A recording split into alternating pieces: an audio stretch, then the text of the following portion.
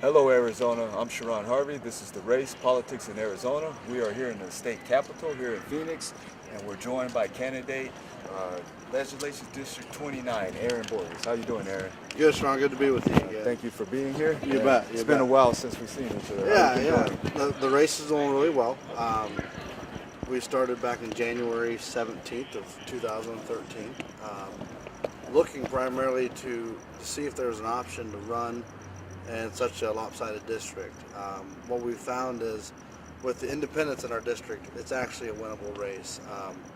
We've been knocking on doors since November every Saturday, and every time we're knocking on independent doors, these independents are actually really solid, small government, solutions-oriented people, and we're meeting them, talking to them, and they really like what they're hearing, and they've really been supportive, and we've gained a very large volunteer base. So I'm excited. It looks like it's a very winnable race, so we're happy.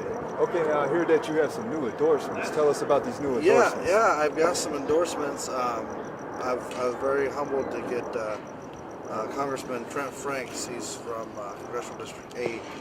He has endorsed me, and one of the things that really touched my heart was he had mentioned that the tenacity that I bring to my campaign is really reminds him of him. Those are his words. He said it really reminds him of him when he was my age.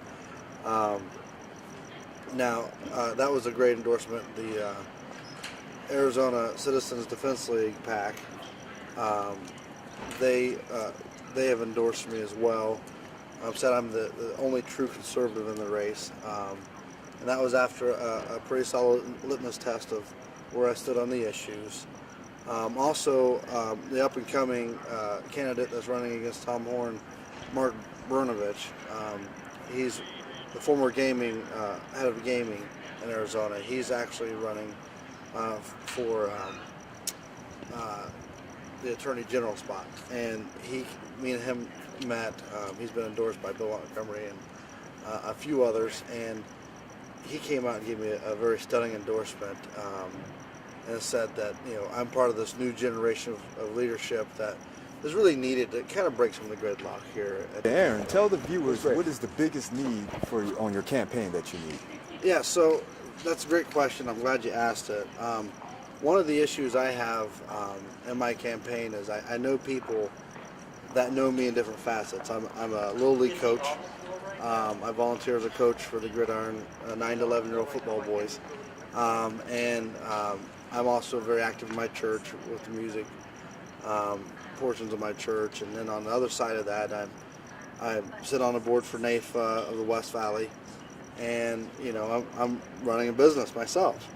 So a lot of people know me in different capacities, so I often get asked, what can we do to help, from everybody in different walks? Well, if you have money, I'm running a traditional campaign, which means I'm running my whole campaign based on supporters of my candidacy, their donations, not taking government money through clean elections.